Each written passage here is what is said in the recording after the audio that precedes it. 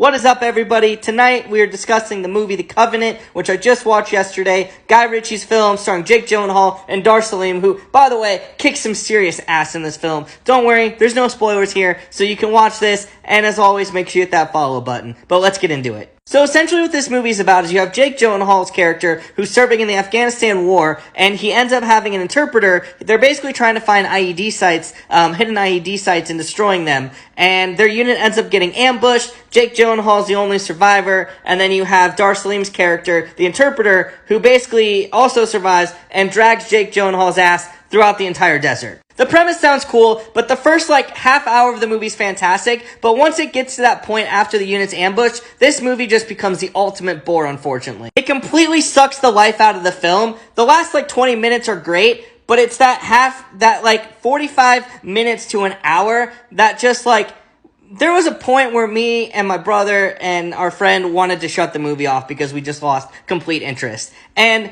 I understand what they were trying to do with this movie, but they didn't really get that a point across until the last 10 seconds of the movie when they had the credits roll and they had the subtitles of what was going on.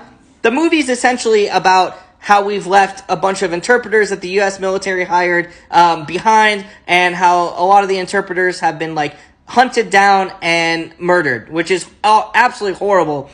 But they didn't do a good job of portraying that in the film, and you don't understand what this is. Also, for a Guy Ritchie film, it lacked all of that, humor that you come to know with a Guy Ritchie film, but I understand why. This is a serious issue, but it just doesn't, I don't know, it just didn't do what it was supposed to do. So with that being said, as much as I love Jake Gyllenhaal and as much as I love Guy Ritchie, I'm gonna give this 4 cess out of 10.